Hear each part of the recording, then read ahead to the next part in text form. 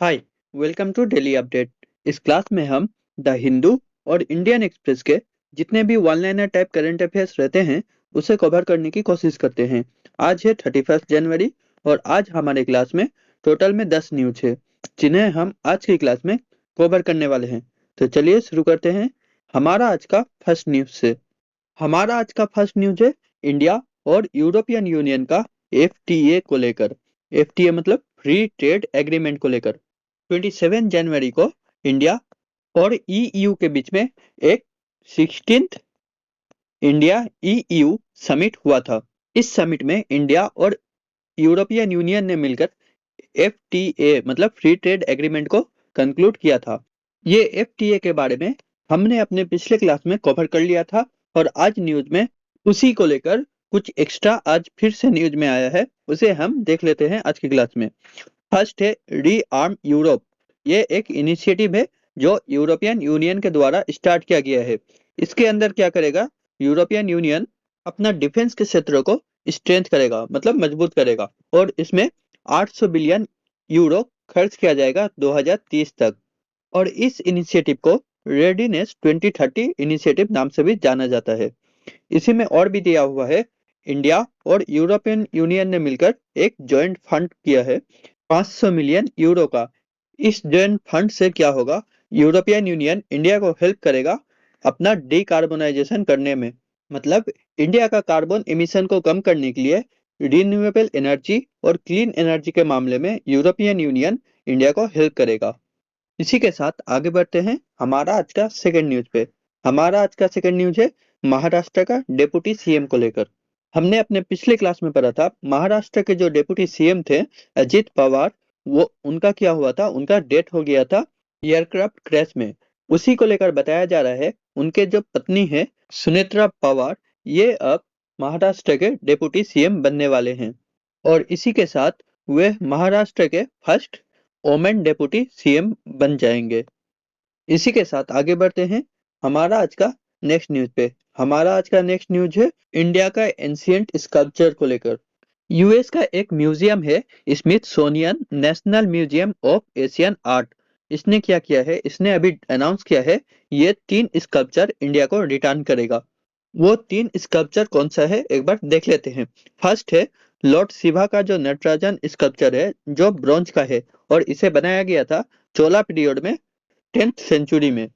Second है सोमाकंदा sculpture जिसे चोला period में और 12th सेंचुरी में बनाया गया था। और थर्ड एंड लास्ट है सेंट सुंदरर विथ पराबिका स्कल्पचर जिसे बनाया गया था विजयनगर पीरियड 16 सेंचुरी में। इसी के साथ आगे बढ़ते हैं हमारा आज का नेक्स्ट न्यूज पे। हमारा आज का नेक्स्ट न्यूज है केरला को लेकर। For the first time Kerala में क्या होने वाला है, कुंभ मेला होने वाला है। और ये कुंभ मेला होने वाला है केरला के नभा मुकुंदा टेम्पल के बथिंग घाट में जो मलापुरम डिस्ट्रिक्ट के थिरुवनाया में पड़ता है। ये जो नभा मुकुंदा टेम्पल का जो घाट है बाथिंग घाट, ये भरतपुजा रिवर्स के अलोंग साइड में पड़ता है। ये भरतपुजा रिवर को पोन्नानी और नीला रिवर नाम से भी जाना जाता है। और ये भरतपुजा रिवर दक्षिण गंगा रिवर यानी कि गोदावरी रिवर के नेक्स्ट में बहता है। इसी के साथ आगे बढ़ते हैं हमारा आज का नेक्स्ट न्यूज पे। हमारा आज का नेक्स्ट न्यूज है एनवायरमेंट को लेकर। एक टर्म है ESZ मतलब इको सेंसिटिव जोन। ये इको सेंसिटिव जोन एक तरह का एरिया होता है और इसे नोटिफाइड किया जाता है ministry of environment forest and climate change के द्वारा। जितने भी एनवायरमेंटल एरिया जो फ्रेजाइल और वीक रहते हैं उसे क्या कहा जाता है, इको सेंसिटिव जोन। मतलब इस जोन के अंदर अगर किसी भी तरह का डेवलपमेंट प्रोजेक्ट किया जाए तो बायोडायवर्सिटी का लॉस होगा और एनवायरनमेंट को हानि पहुंचेगा। और इसी में बताया जा रहा है जो PSP है मतलब पाम स्टोरेज प्रोजेक्ट और हाइड्रो पावर प्रोजेक्ट जितने भी रहते हैं ये ESZ एरिया में प्रोहिबिटेड है। और इसी के साथ साथ ESZ एरिया के 10 किलोमीटर के जो बफर जोन रहते हैं उनमें भी ये PSP और हाइड्रो पावर प्रोजेक्ट बैंड है या फिर प्रोहिबिटेड है। इस न्यूज में CEA मतलब सेंट्रल इलेक्ट्रिक अथॉरिटी, इन्होंने ministry of environment forest and climate change को प्रपोज किया है ये बैन को हटाने के लिए। इसीलिए ये न्यूज में आ जाता है। इसी के साथ आगे बढ़ते हैं हमारा आज का नेक्स्ट न्यूज पे। हमारा आज का नेक्स्ट न्यूज है एआई समिट को लेकर। 2026 में एआई इम्पैक्ट समिट होने वाला है और ये होस्ट किया जाएगा किसके द्वारा? इंडिया के द्वारा। और इंडिया के कौन सा मिनिस्ट्री के द्वारा? इंडिया के ministry of electronics and information technology यानी कि मेटी के द्वारा ये समिट को होस्ट किया जाएगा। इसी में मेटी क्या करने वाला है? इसी में मेटी इंडिजीनियसली डेवलप किया हुआ एआई मॉडल लॉन्च करने वाला है। इसी के साथ आगे बढ़ते हैं हमारा आज का नेक्स्ट न्यूज पे। हमारा आज का नेक्स्ट न्यूज है उडाई को लेकर। Unique identification authority of India. हमारा जो आधार कार्ड है वो इशू किया गया है इसी अथॉरिटी के द्वारा।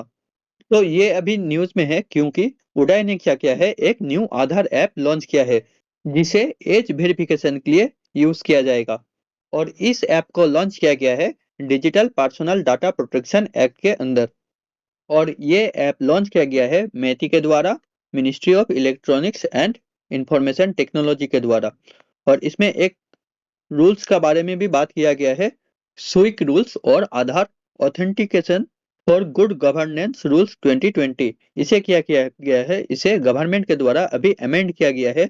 और इसमें बताया गया है इस अमेंड के माध्यम से अब प्राइवेट प्लेयर भी क्या कर सकता है, आधार रिलेटेड सर्विस प्रोवाइड कर सकता है। इसी के साथ आगे बढ़ते हैं हमारा आज का नेक्स्ट न्यूज पे। हमारा आज का नेक्स्ट न्यूज है एक स्कीम को लेकर, LPSC waiver scheme, late payment surcharge waiver scheme.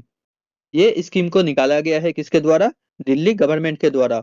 और इस स्कीम के अंदर बताया जा रहा है दिल्ली के अंदर जो डोमेस्टिक वाटर कंज्यूमर है वो अगर 31 जनवरी से पहले वाटर बिल सबमिट कर दे तो उन्हें 100% रिलैक्सेशन दिया जाएगा सरचार्ज में। और अगर कोई व्यक्ति 31 मार्च से पहले ये वाटर बिल को सबमिट करे तो उन्हें क्या किया जाएगा, उन्हें 70% रिलैक्सेशन दिया जाएगा इस सरचार्ज में। इसी के साथ आगे बढ़ते हैं हमारा आज का नेक्स्ट न्यूज पे। हमारा आज का नेक्स्ट न्यूज है दो साइंस का टर्म्स को लेकर। फर्स्ट है एएसडी, ऑटिज्म स्पेक्ट्रम डिसऑर्डर। ये एक न्यूरोलॉजिकल डिसऑर्डर है जिसके अंदर किसी भी पर्सन जिसे एएसडी है वो क्या करेगा, वो सोशल कम्युनिकेशन और इंटरेक्शन में चैलेंज फेस करेगा। और सेकंड टर्म है stem cell therapy. Stem cell therapy मतलब अगर ह्यूमन बॉडी का कोई भी ऑर्गन या फिर टिश्यू डैमेज हो जाए तो स्पेशलाइज्ड सेल के माध्यम से उस डैमेज को रिपेयर किया जा सकता है। इसे ही स्टेम सेल थेरापी कहा जा रहा है। तो ये न्यूज में आ जाता है क्योंकि ये एएसडी ट्रीटमेंट में अभी भी बहुत institution stem cell therapy use कर रहे हैं जो सुप्रीम कोर्ट के द्वारा प्रोहिबिट किया गया है। इसी के साथ आगे बढ़ते हैं हमारा आज का लास्ट न्यूज पे। हमारा आज का लास्ट न्यूज है स्पोर्ट्स को लेकर। Recently 72nd women senior national kabaddi championship organise किया गया था। कहाँ पर?